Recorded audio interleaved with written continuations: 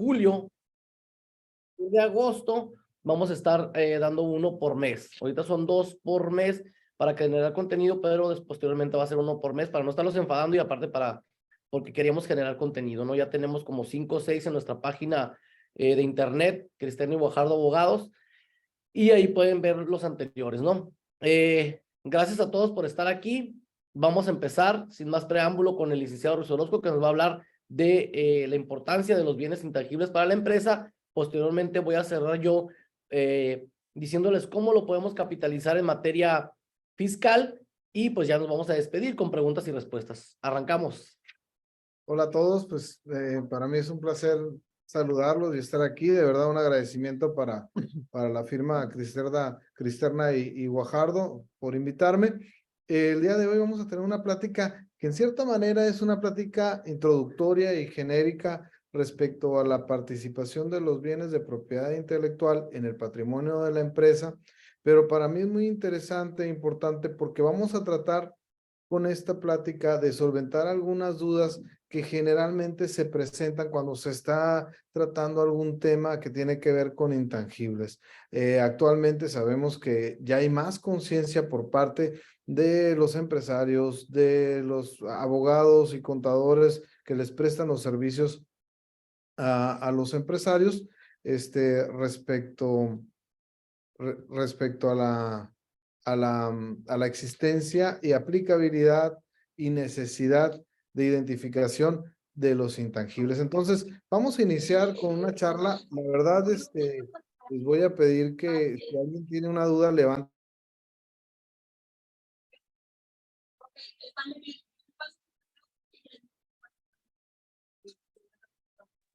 Así es. A mí me gusta que la plática sea un poco más dinámica, así es que si alguien tiene una duda, pues puede levantar la mano y le damos el uso de la voz. Muy bien.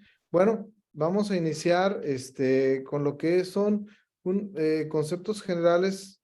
Si me permiten, déjenme nada más. Conceptos generales de, a ver, acá para ponerlo completo.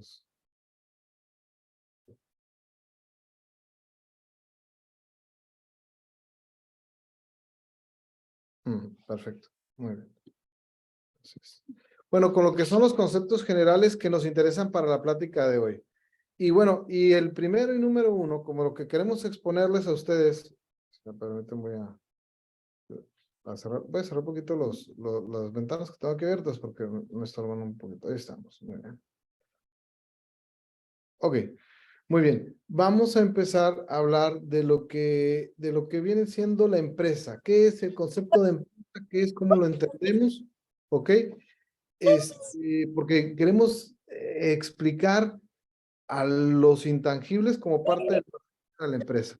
Entonces, en este sentido, la empresa, pues todos sabemos y tenemos una concepción de alguna manera generalizada, una idea básica, pero para efectos de la plática de hoy vamos a entenderla como esa unión de activos, ¿verdad? Esa universalidad, es decir, la coexistencia de activos físicos, activos no físicos o activos tangibles o intangibles, es esa reunión de recursos, ¿sí? Y que también tiene que ver con la reunión de pasivos, como son las deudas, como son algunas cargas que se pueden tener, las obligaciones en general, que se reúnen y esa unión del capital y del trabajo y de la tierra, ¿sí? En algunos casos también puede ser solo de capital y de trabajo, y lo vamos a ver más adelante, y que tiene por objeto satisfacer el consumo de el público en general, ¿no? En distintos sectores, etcétera, pero eso es la empresa, es esa unificación o esa concatenación de bienes, de activos, de pasivos, ¿verdad? Con el objeto de producir bienes o servicios y satisfacer las necesidades del consumidor. ¿Por qué la separo del concepto de negociación mercantil para los efectos de esta plática del día de hoy? En mucha literatura vamos a encontrar el concepto de negociación mercantil como un concepto que es sinónimo de la empresa, ¿sí? Y se puede utilizar así. Sin embargo, en ocasiones también negociación mercantil se especifica o se utiliza como un sinónimo de establecimiento comercial. Es decir, cuando tenemos, aparte de identificados la unión de los factores de la producción, un establecimiento, un domicilio ubicado específicamente. Y entonces aquí ya vemos que a diferencia de la empresa, la negociación mercantil se utiliza como un establecimiento, un local comercial debidamente adaptado con todas las necesidades que esto tiene, desde sus por ejemplo, anaqueles, de su remodelación de local, sus espectaculares para que la gente los pueda identificar, su equipo de seguridad, sus instalaciones para almacén, sus áreas de carga y descarga, tan complejo, tan sencillo como pudiera ser, en muchas ocasiones lo vamos a identificar ya como un establecimiento.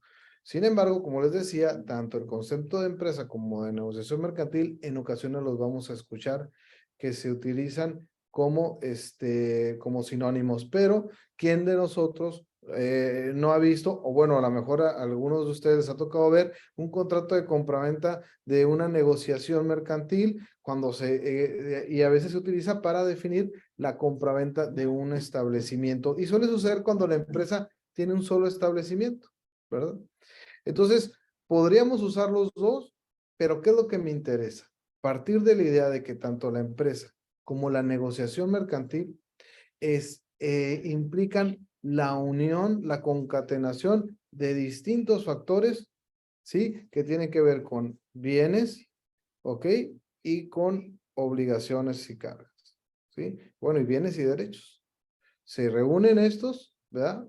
Bajo la integración de una o más personas, y con esto se empieza a desarrollar esa producción de bienes y servicios. ¿De acuerdo? Bien.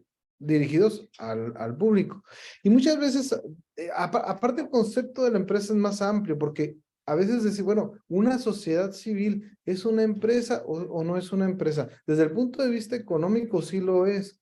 Desde el punto de vista mercantil, sabemos que no lo podríamos decir, o sea, conforme a la legislación como tal, no podríamos decir que es una empresa o que es un comerciante, porque el propio Código Civil dispone que si una sociedad civil o asociación civil realizan actividades comerciales, van a empezar a ser reguladas por la norma mercantil. Entonces, habrá que tener estos conceptos bien definidos, pero lo que me gustaría es, si alguien tuviera alguna duda, que no la preguntara. ¿Qué es un comerciante? Más allá del concepto general o económico que pudiéramos tener de comerciantes, sabemos que el Código de Comercio establece quiénes son los comerciantes. Principalmente es la persona física que haga del comercio su actividad ordinaria, y en el caso de las personas morales, aquellas que se hayan constituido conforme a las leyes mercantiles. Y también se contemplan las personas morales extranjeras que realicen actividades comerciales en México, ¿verdad? Entonces, vamos a partir de la idea de que el comerciante, pues, está previsto su regulación e identificado conforme a nuestra legislación mexicana en el artículo 3º del Código de Comercio. Y luego, hablando de la empresa o de la negociación mercantil también en su caso, dependiendo desde qué punto de vista lo veamos, siempre surge la duda de, bueno, si una persona moral ya es una empresa, ya es una negociación mercantil, y cuando una persona física se le puede considerar que es una negociación mercantil o una empresa, ¿verdad? Y esta distinción para mí sí es importante, primero porque hay que partir de la idea de que una empresa o una negociación mercantil le pueden pertenecer a una persona física o a una persona moral. Eso es muy importante. La persona física tiene dentro de su capacidad jurídica o dentro de su capacidad de realizar actividades para ser susceptible de derechos y obligaciones una amplia gama, es decir, puede dedicarse a lo que la persona quiera y desee y pueda, siempre y cuando sea una actividad lícita, ¿verdad? Eso sí, que la ley no disponga que está prohibida o bien que se requiere algún permiso, algún trámite específico, donde también tendrá que obtenerlos. Ahora, ¿qué sucede? La persona física puede abrir una empresa, puede abrir un negocio, puede aportar parte de su activo y parte de su pasivo o comprometerse en la ejecución de este proyecto económico de empresa individualmente. Claro que sí lo puede hacer. Claro que sí lo puede hacer, sin ningún problema. Es decir, la empresa le puede pertenecer a una persona física o a más personas físicas, porque también existe la figura de la copropiedad de empresas o de negociaciones mercantiles. Y esto lo hemos visto y hace algunos años se utilizaba mucho por algunos contadores para no llevar a las personas a la modificación fiscal de ser persona moral o de ser socios o accionistas de una persona moral y dejarle ciertos beneficios participando como personas físicas. Entonces también se puede tener la copropiedad de una negociación mercantil. Muy bien. Ahora, la persona moral es una empresa, bueno, cuando se trate de personas morales reguladas por las sociedades mercantiles, desde luego que sí, sin duda, estamos hablando que son empresas. ¿Y por qué? Porque la propia naturaleza de las sociedades mercantiles implica eso. ¿Cuál es su razón? Bueno, para constituirse requieren un objeto. Para constituirse requieren aportaciones o compromisos patrimoniales de los socios. Y en ese sentido ya vemos que prácticamente encuadramos en el concepto de empresa. ¿Por qué? Porque ya aportamos una cantidad o nos obligamos a aportar una cantidad o respondemos de las obligaciones de la empresa, es decir, le damos un respaldo patrimonial a la empresa y en ese caso a la sociedad, y aparte la constituimos con un objeto, es decir, ¿a qué se va? Bien, entonces, tanto la persona física como la persona moral puede ser el dueño de una negociación mercantil y puede realizar una actividad empresarial. ¿De acuerdo? No quisiera yo confundirlos con la parte de la empresa y la negociación mercantil, pero sí lo quiero de alguna manera utilizar ambos términos porque para mí es importante que vayamos desarrollando esa posibilidad de identificar cuando estamos ante una y cuando otra, porque como el término empresa es mucho más amplio, ¿sí? Muchas veces la gente llega a la oficina y dice, quiero constituir una empresa, quiero hacer una empresa. Y muchas veces utilizan este concepto como si estuvieran hablando de constituir una sociedad. Para constituir una empresa no necesitas constituirte en una sociedad, puedes hacerla tú como persona. ¿Ok? Entonces, habrá que identificar precisamente cada uno de estos términos, no porque esté mal, porque es común en el uso comercial se utilizan como sinónimos, pero a veces para darles estructura habría que distinguirlos cuando se utiliza uno y cuando se utiliza el otro. Para el día de hoy, nos vamos a quedar con la empresa como toda esa unidad económica en la que convergen aportados por una persona o más, o por una persona física o moral, bienes y derechos, obligaciones, cargas, etcétera, con el objeto de producir bienes o servicios y satisfacer las necesidades del público consumidor. Bien, continuamos. ¿Qué forma el patrimonio de la empresa? ¿Qué es el patrimonio de la empresa? El patrimonio definitivamente, y bueno, eso lo vamos a conceptualizar de una manera muy sencilla, es el conjunto de bienes, derechos, obligaciones y cargas susceptibles de valoración pecuniaria, es decir, que se pueden establecer su valor en dinero, en numerario, que le pertenecen a una persona, ¿no? De hecho, el patrimonio es uno de los atributos de las personas físicas y morales, ¿verdad? Eso, no, es decir, de acuerdo a lo que establece la doctrina, no podríamos pensar que puede existir una persona que no tenga patrimonio, aunque su patrimonio sea en ceros, es decir, un bebé que acaba de nacer, pues diríamos, no, pues es que este bebé no tiene patrimonios, pero ese bebé ya tiene el derecho de exigirle a sus padres que le suministren alimentos. Por lo tanto, ya tiene él un activo, que es ese derecho, ¿verdad? Como ejemplo, creo que eso está ideal debemos de partir del entendido que toda persona tiene un patrimonio. El patrimonio de las personas físicas vamos a decir así, una universalidad infinita o por lo menos finita hasta el marco de la legalidad.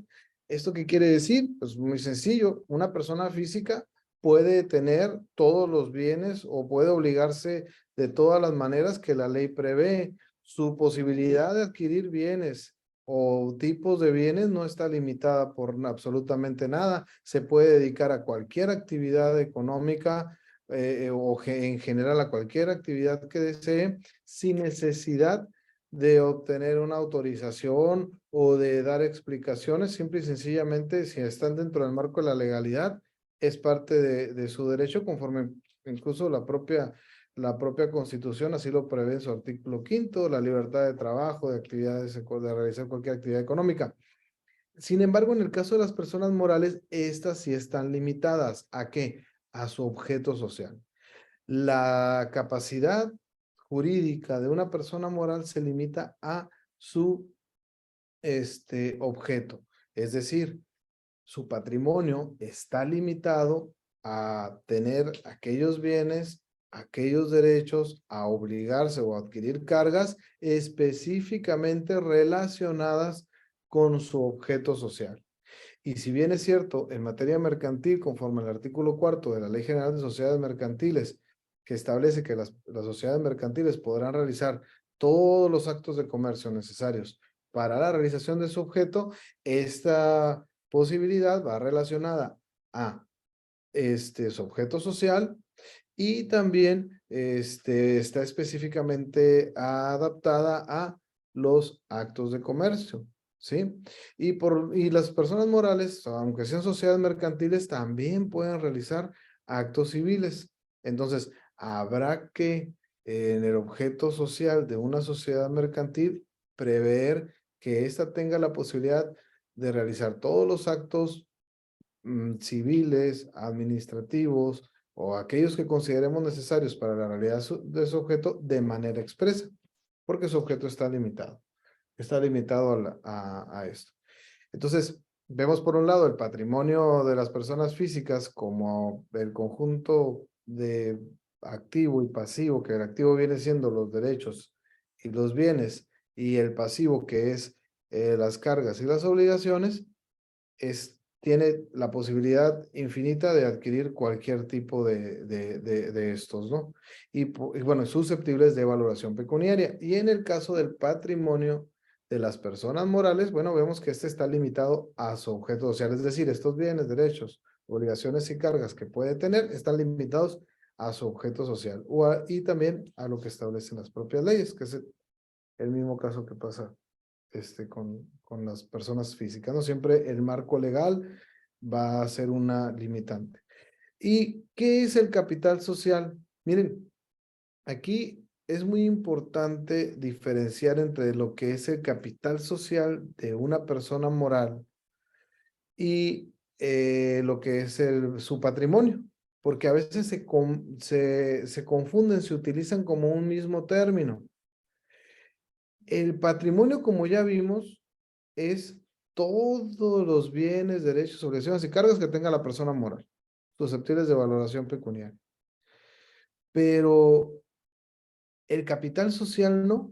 El capital social se reduce a lo que aportan los socios o accionistas a la sociedad. ¿Sí? El artículo 6º de la Ley General de Sociedades Mercantiles dice que la escritura o póliza constitutiva de una sociedad deberá contener, fracción sexta, la expresión de lo que cada socio aporta en dinero o en otros bienes, el valor atribuido a estos y el criterio seguido para su valorización. Cuando el capital sea variable, así se expresará indicándose el mínimo que se fije. Pero de la primera parte de la fracción sexta, primero tenemos que se exprese cuánto va a aportar cada socio. Eso es el capital social, esas aportaciones que hace cada socio. ¿Qué valor se le atribuye a estos? Porque como podemos aportar dinero, también podemos aportar bienes. Entonces, ¿cómo vamos a determinar el valor que tienen esos bienes? ¿Verdad? Entonces, ¿qué valor se les reconoce a cada uno de los bienes? Pero también, ¿qué criterio se ha seguido para su evaluación, para su valorización? ¿Verdad? Entonces, el capital social es estrictamente esas aportaciones que hacen los socios o accionistas al momento de que se constituye la sociedad o bien en actos posteriores cuando se hace un incremento de capital, ¿verdad? O bien cuando se hace una reducción, también ahí queda reflejado cuál es el capital social. Ahora, ¿cuál es mayor? ¿El patrimonio o el capital? Vamos a ver dos ejemplos y a ver si con esto dejo bien clara la diferencia. El patrimonio social. Vamos a pensar en una sociedad. Somos 10 socios, cada socio aporta 1,000,000 de pesos y resulta que logramos iniciar con un capital social de 10 millones de pesos. ¿Sí? Tuvimos la gran idea de comprar tomate en Sinaloa y con eso pues traemos un proyecto para producir, no sé, 20 millones en la primera operación, ¿no? Aportando 10, ¿quién no le entra a este negocio? Se está pagando muy bien el jitomate ahorita en Estados Unidos, es una situación hipotética, perdón. Entonces decimos, ¿sabes qué? Vamos, ¿sabe? Tengo quien lo compre en Estados Unidos, tengo quien me lo venda en Sinaloa, cada socio métame un 1,000,000 de pesos, juntamos 10 millones y en 3 meses lo duplicamos. Perfecto.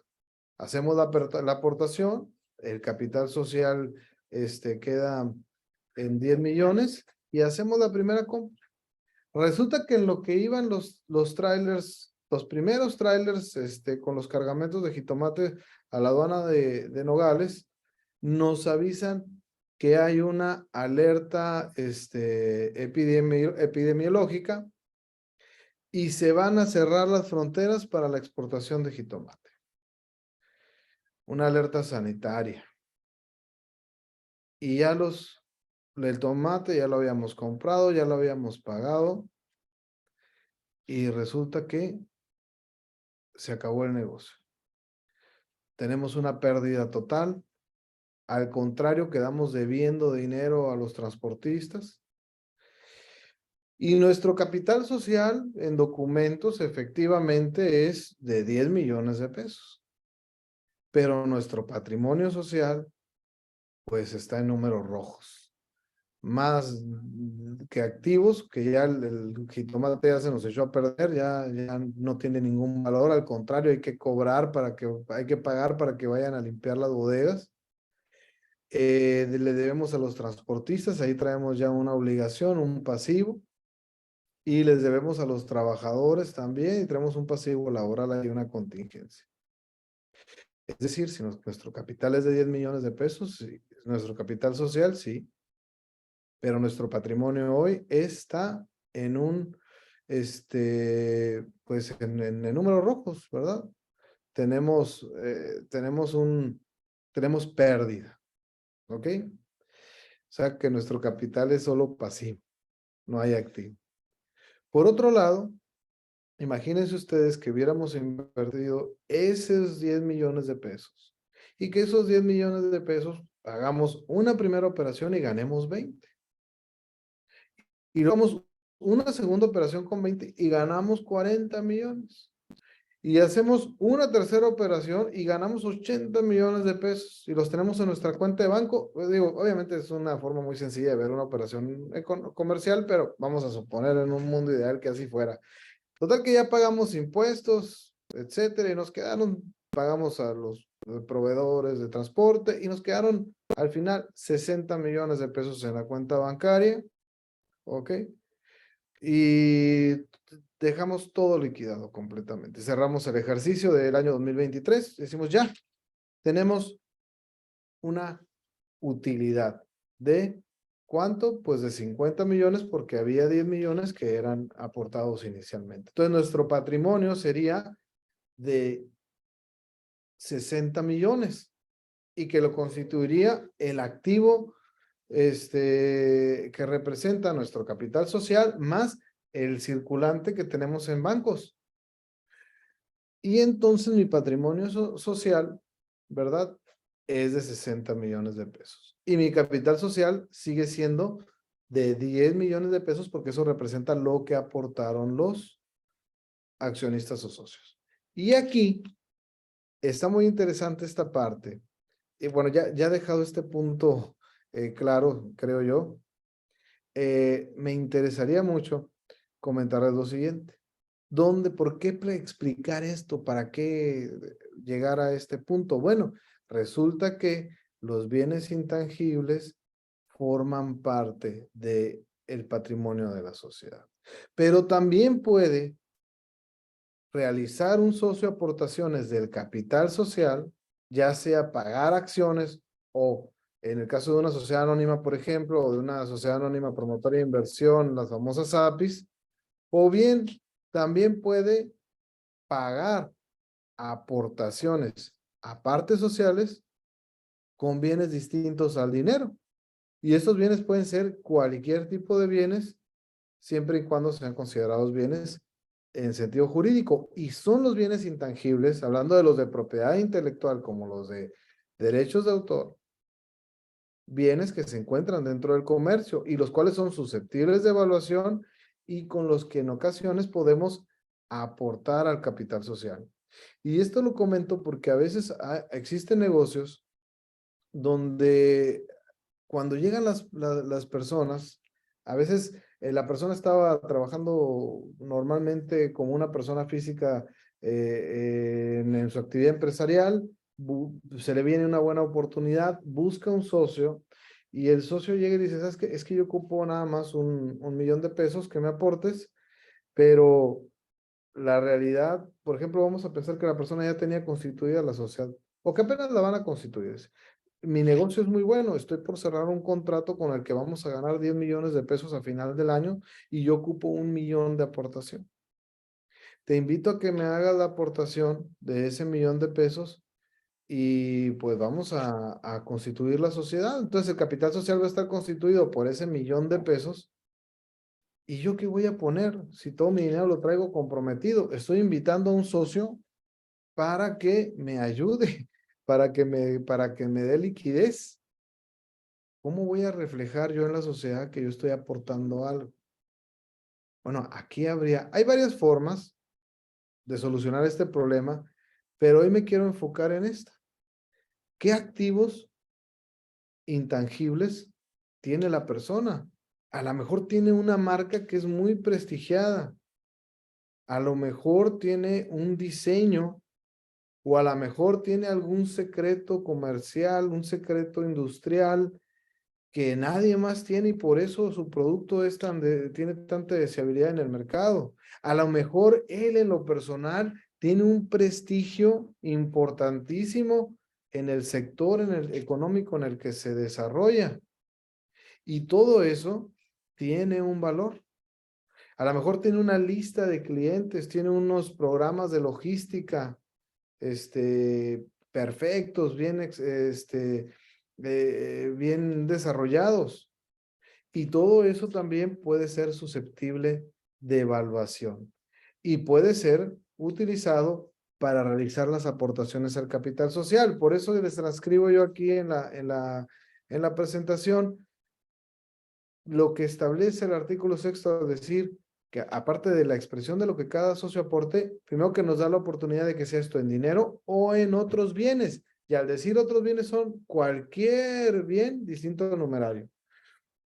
Y por otro lado, el valor que se les atribuye a estos y cómo se llegó a ese valor. Incluso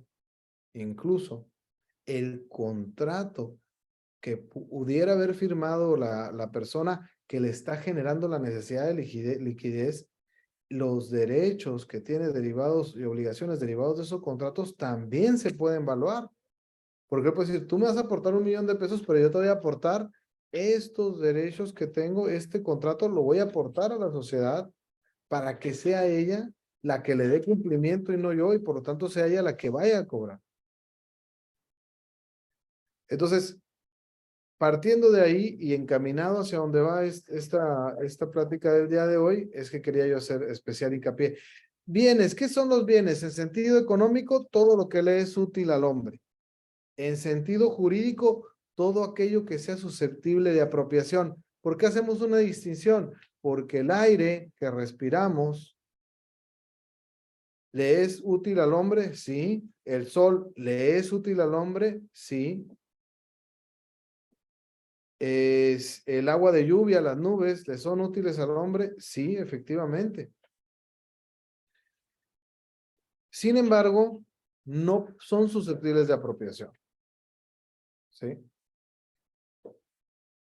Por lo tanto, hay bienes que están excluidos del comercio por su naturaleza. Y en el sentido jurídico, los bienes se consideran todos aquellos que son susceptibles de apropiación. ¿Y qué bienes son susceptibles de apropiación? Pues aquellos que se encuentran dentro del comercio. ¿Ok? ¿Y qué bienes se encuentran dentro del comercio? Aquellos que son susceptibles de valoración pecuniaria.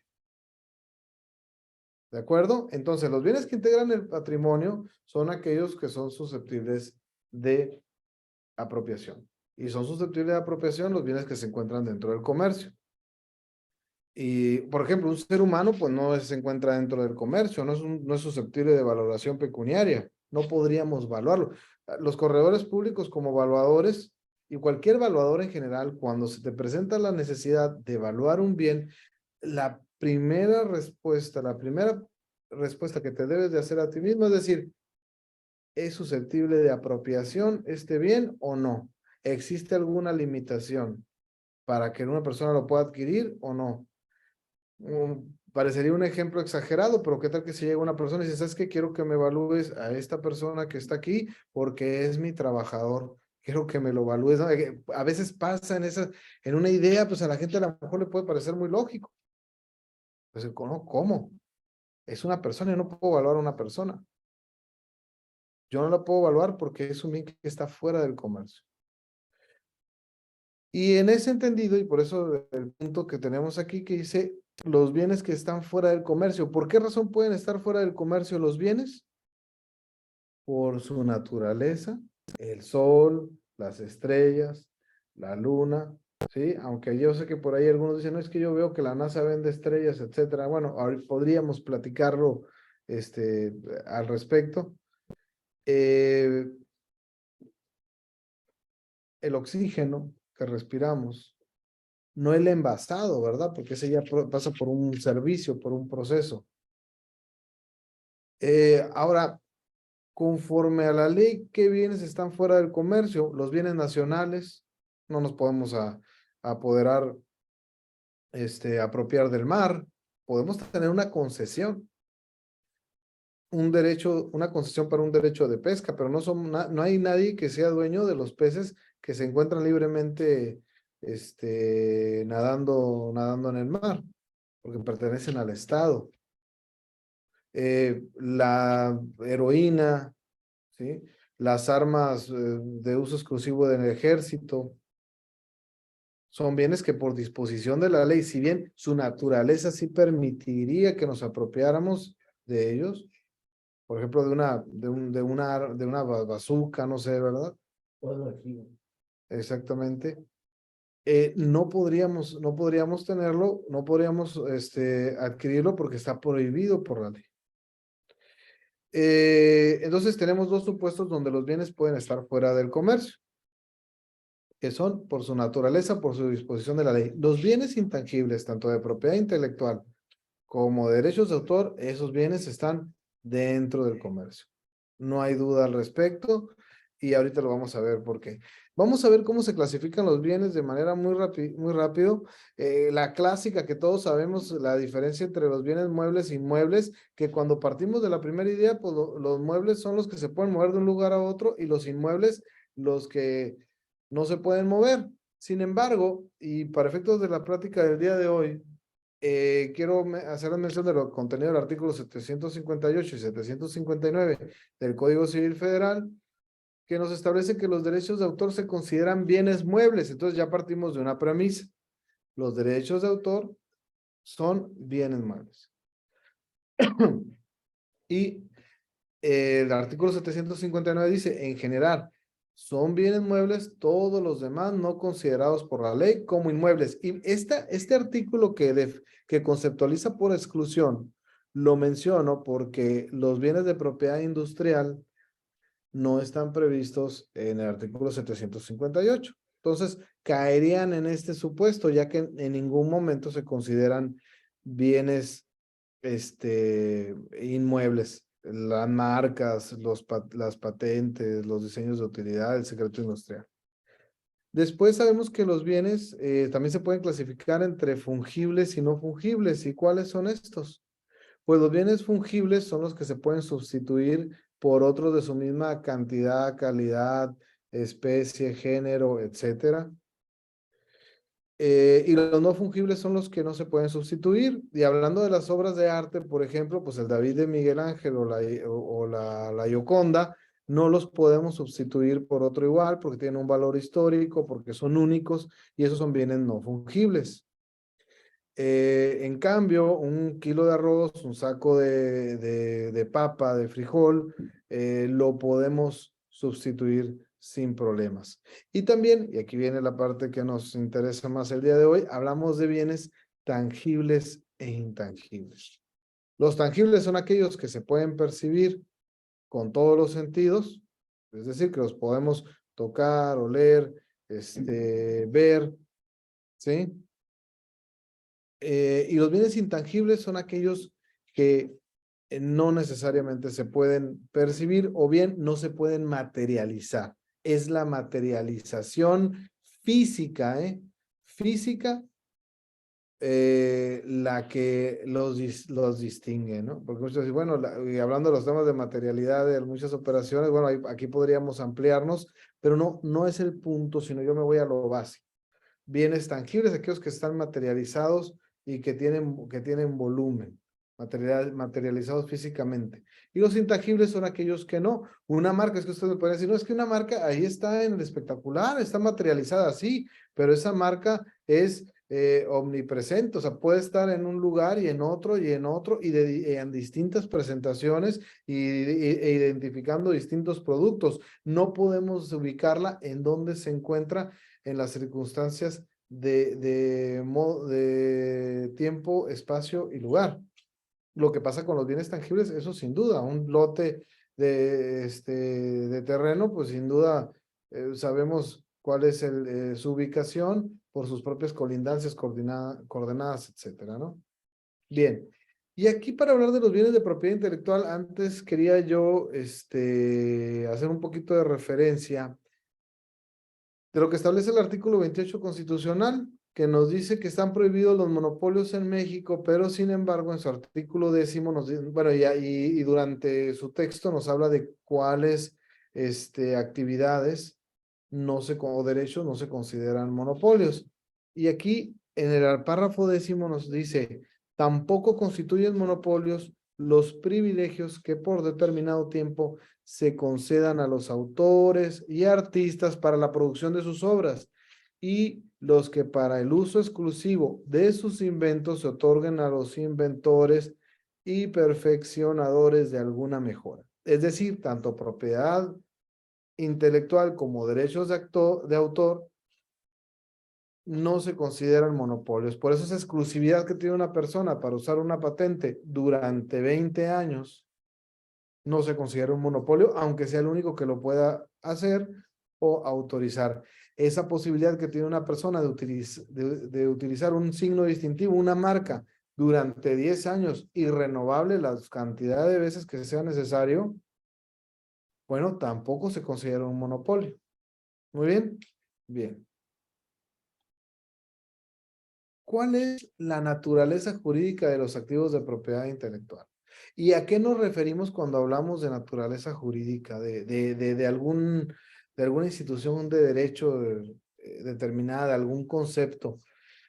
Cuando nos referimos a naturaleza jurídica, debemos de entender en el universo del derecho, en el universo de la ciencia jurídica, qué lugar ocupa cada este concepto.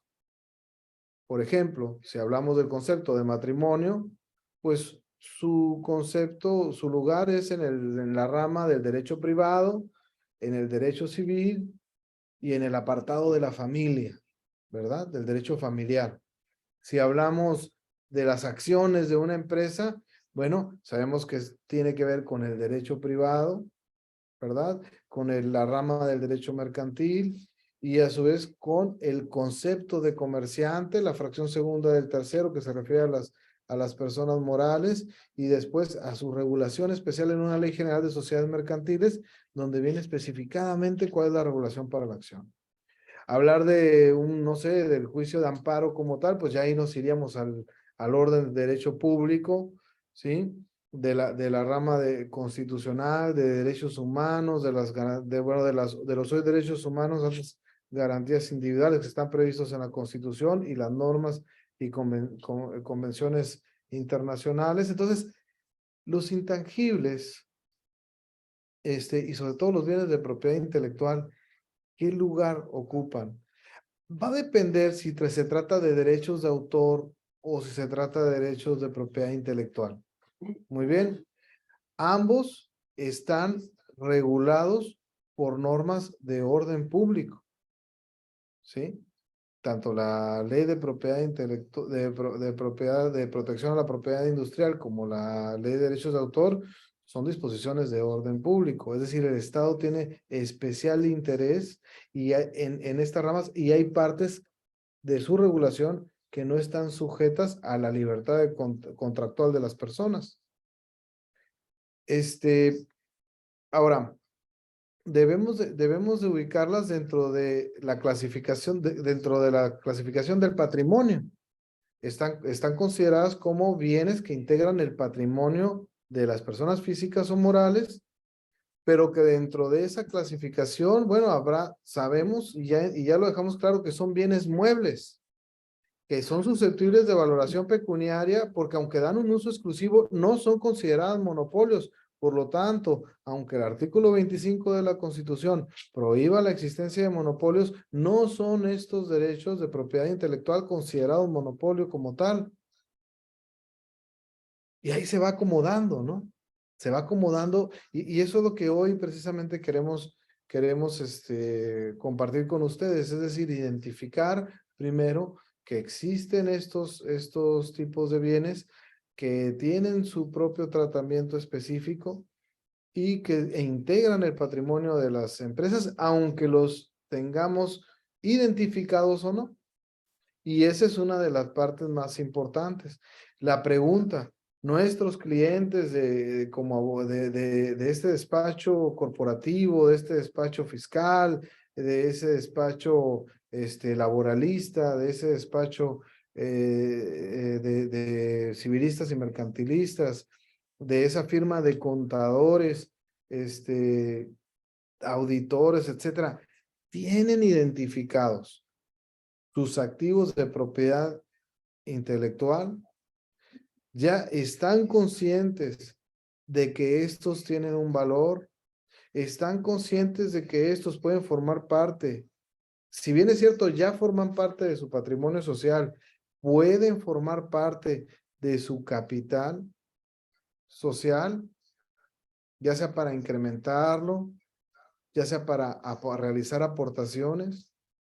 ya sea para que tengan un reconocimiento, ¿sí? Entonces, habrá que tomar esa conciencia. De los derechos de autor tenemos la obra literaria, ¿saben? Hay empresas que sus manuales de operación lo registran como obras literarias.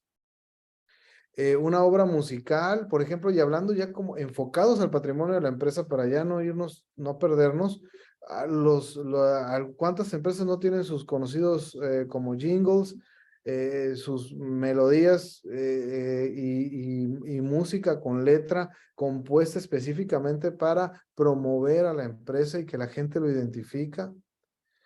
Bueno, las obras dramáticas, aquí entramos más a las empresas de los espectáculos, ¿verdad?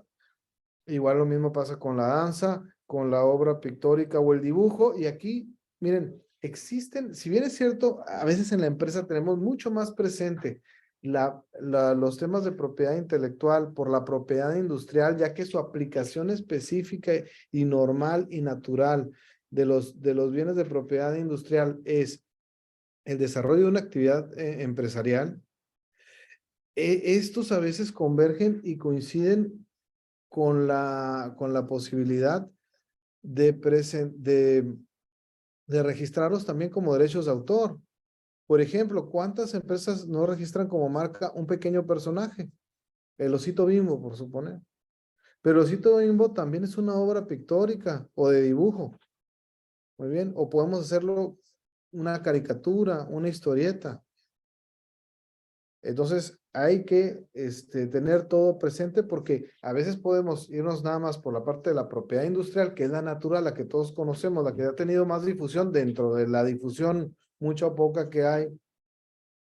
También podemos explotar los derechos de autor que se derivan de estas obras. La obra de escultórica y de carácter plástico, saben que algunas partes de vehículos se registran como obras de escultura. Y bueno, ya no hablar de las obras arquitectónicas, de los diseños, ¿verdad? De los diseños de las casas, por ejemplo, yo recuerdo cuando estaba el boom, no me quiero tardar demasiado, ya nos queda poco tiempo, pero recuerdan cuando estaba el boom de de las desarrolladoras inmobiliarias, que había empresas que se dedicaban a proyectar la construcción más eficiente de las viviendas. Y por ejemplo, en una construcción eficiente de vivienda pueden converger dos situaciones. Una, la obra arquitectónica como tal, pero también el diseño de utilidad y también el secreto industrial que puede tener que ver, más allá de con el diseño, en la forma de operarla, de desarrollar la construcción, ahorrando materiales, procedimientos de construcción, de tiempos, etcétera, que te pueden dar una ventaja competitiva, ¿no? La obra cinematográfica, los programas de radio y televisión, los programas de cómputo, la fotografía, perdón, y las obras de arte aplicado que incluyen el diseño gráfico textil. Es decir, todo esto, y ya ni hablar de una compilación de obras también, forma parte del patrimonio de la empresa, que muchos dicen, es que nosotros no hacemos obra pictórica, no hacemos obra, no, y cuando tú le contratas a un diseñador para que te haga un logotipo, no le estás dando un contrato de obra por encargo, ya después que tú lo tomes ese logotipo y le des una utilidad económica, no dice que no es una obra de arte. Así como es una marca, también es una obra de arte y se puede registrar en ambos registros. Muy bien. Y bueno, ahora sí, la propiedad industrial, que es con la que estamos más familiarizados, que son desde las patentes de invención, los registros de modelo de utilidad, los diseños industriales, el esquema de trazado de circuitos integrados, el secreto industrial. Algunos de estos son registrables, otros no. Cada uno tiene distinto tratamiento, ¿ok? Las marcas, que creo que hoy en día tienen un desarrollo muy distinto y del cual tenemos que tener conciencia, porque originalmente en el texto de la ley de la ley de propiedad intelectual que estaba vigente hasta hace unos años, pues solo se hablaba de la marca como el signo distintivo y se clasificaban en mixtas, nominativas, e inominadas. Hoy ya cualquier signo o cualquier forma en la que nosotros podamos percibir por nuestros sentidos algo y que esto distinga el producto de uno o de otro, se puede registrar como marca. Y ahí vamos a hablar de las marcas olfativas. Las marcas olfativas, Play Dot que ya registró como marca olfativa el olor particular que tiene la masilla. También el Resistol 5000 quiso hacerlo, pero varios en las pruebas ahí quedaron medio mal, ¿no es cierto? No, bueno, ya era hora de una broma, ¿no? Pero bueno, continuamos. Los avisos comerciales, que sabemos que son los eslogans, ¿verdad? Y las denominaciones de origen, que bueno, todos sabemos que en México hay varias, empezando por tequila, que es la más famosa, ¿no? Esa denominación que se le da a un producto que proviene de un lugar en particular. Cada uno de estos activos de propiedad intelectual tiene una regulación específica y especializada de la cual hoy no vamos a hablar. Hoy me interesaba a mí, y espero haberlo podido hacer, ahorita abrimos un espacio para preguntas y respuestas en caso de que hubiera quedado alguna duda.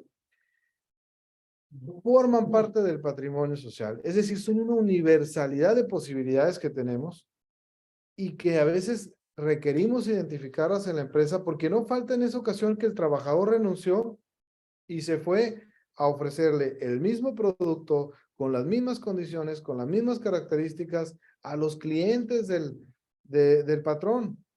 Y esto a veces tiene que ver con que no dejamos debidamente protegido o protegidas nuestros bienes de propiedad intelectual. Muy bien. En fin, no quisiera yo también abundar más, ya estamos por concluir el tiempo que teníamos planteado, pero estoy a sus órdenes en caso de que quisieran hacer alguna pregunta o comentario. Muchas gracias y pues de nueva cuenta gracias al despacho Cristerna y Guajardo por haberme invitado. Un placer. Bueno, buenas tardes. Para concluir con el tema, mi intervención va a ser nada más conclusiva y final, ¿no? Como ya vimos, las empresas constituidas como persona moral o siéndolo como una persona física nacional o extranjera, pues pueden tener muchos tipos de propiedad, tangible o intangible. Y hablando de propiedades intangibles, pues ya vimos que pueden ser marcas, patentes, modelos de utilidad y todo este tipo de cuestiones, ¿no? Generar también lo que viene siendo el know-how. Hay muchísimos intangibles que circulan o vuelan alrededor de la ley de propiedad industrial e intelectual e incluso de los derechos de autor. Entonces, partiendo de ahí, tenemos que se les puede sacar provecho a todo este tipo de propiedad intangible derivada de estas leyes. Obviamente, para poderle sacar provecho, se tendrían que acreditar la propiedad de las mismas. Algunas son registrables, algunas otras no, y algunas se demuestra su propiedad únicamente con la manifestación de la voluntad de alguna persona, mientras no haya otra persona que esté diciendo que es de ella. Le llamamos a esto derecho de prelación. Incluso marcas, suponiendo que estuvimos hablando de una marca que estén en proceso de registro, se considera protegida a favor de quien haya solicitado el registro. Puede ser también esto derechos de autor, puede ser generación del know-how o el software. Incluso hay muchísimas otras cosas que pueden estar reguladas dentro de estas leyes. ¿Qué va a suceder con estos derechos, con esta propiedad intelectual? ¿Qué podemos hacer con toda esta propiedad intelectual? Viéndolo desde el punto tributario. ¿Cómo le podemos sacar provecho? Bueno, a través de diferentes figuras jurídicas, como pudiera ser la renta, la venta, la licencia, la donación, el comodato, y diferentes figuras jurídicas dentro del derecho mercantil o del derecho civil, podemos generar en la empresa una deducción a través de una amortización a favor de la empresa que pudiera ayudarnos a generar la disminución del impacto fiscal anual en nuestras empresas, en nuestra actividad empresarial. Y obviamente no vamos a entrar a explicar de fondo cómo se haría esto. Lo que quiero hacerles saber es que toda esta propiedad intelectual materializada en todos los conceptos que explicó el licenciado Ruiz Orozco, pues puede capitalizarse. Muchas empresas ni siquiera tienen registrados sus modelos de utilidad, su know-how, todo lo que habló aquí el licenciado por ignorancia o porque piensan que no es registrable. Sin embargo, todo eso es registrable, es capitalizable a través de una valoración, como también lo explicó el licenciado, una valoración profesional y autorizada para efectos de convertirlo en una deducción para efectos específicos del impuesto sobre la renta a través de una amortización y para efectos del impuesto al valor agregado a través de una acreditación de ese impuesto. Tampoco vamos a profundizar en el análisis de contable y fiscal de cómo se haría esto, sino que nuestra intención es decirles que existe la posibilidad de capitalizar tributariamente todos estos bienes intangibles a favor de las empresas, a favor de las actividades empresariales, ¿no? Yo no quiero abundar muchísimo más en esto, solamente dejarles la curiosidad y la necesidad de que los bienes intangibles se deben de proteger, se deben de valorar y se deben de capitalizar en nuestras empresas, ya sea para generar un aumento en la propiedad de las empresas y obviamente nuestro capital social, o también generar una deducción y capitalizarlos tributariamente a favor de quien esté realizando la actividad empresarial o la actividad comercial, ¿no?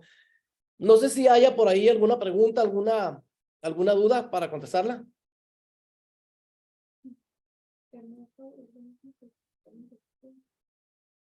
El know-how es lo mismo que el capital intelectual. Nos va a ayudar a responder el licenciado Ruiz Orozco. ¿Qué tal?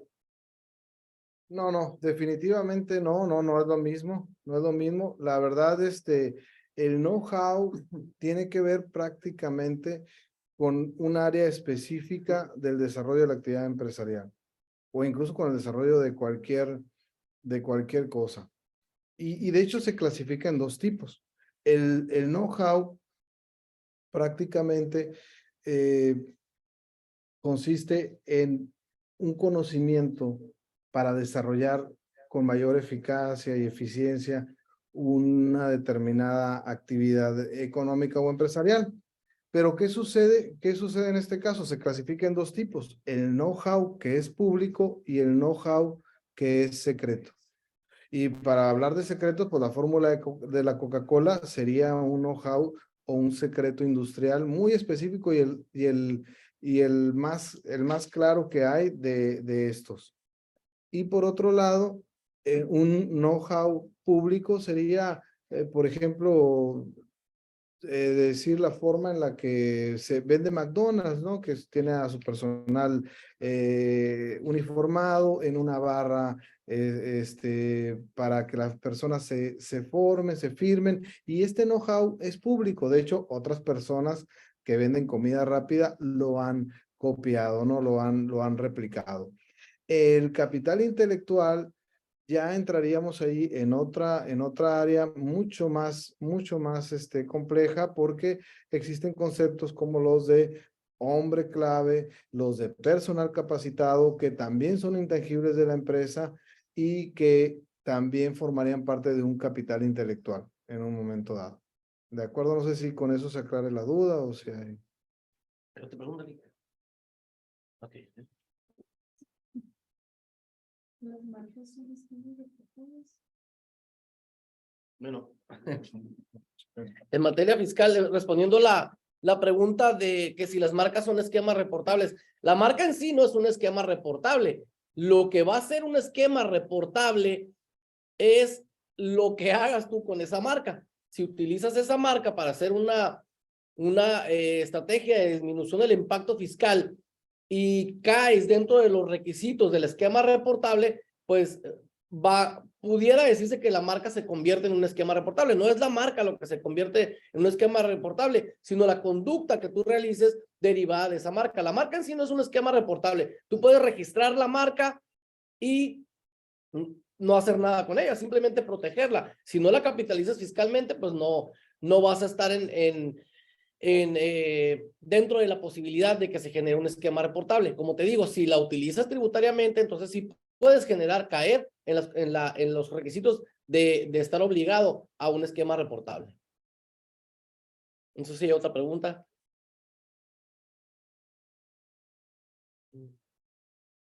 No.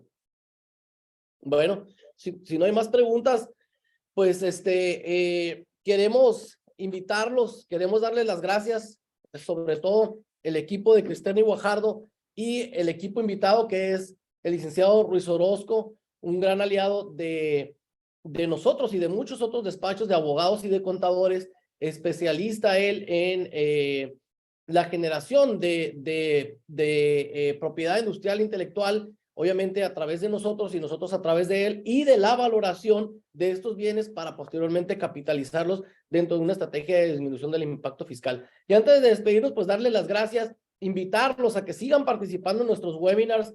Vamos a estar invitando otras personalidades, los van a estar impartiendo el personal de aquí de la oficina Cristerna y Guajardo Abogados para hacerlo más dinámico y más interesante y más variado con los conocimientos y la experiencia, el expertise que cada uno de los abogados de aquí de Cristerna y Guajardo traigan, ¿no? Quiero invitarlos también a que visiten nuestra página de internet. Ahí tenemos ya otros webinares, ya en la parte correspondiente que pueden revisar, ya están grabados de otros temas en materia fiscal, en materia corporativa y en materia de propiedad industrial intelectual.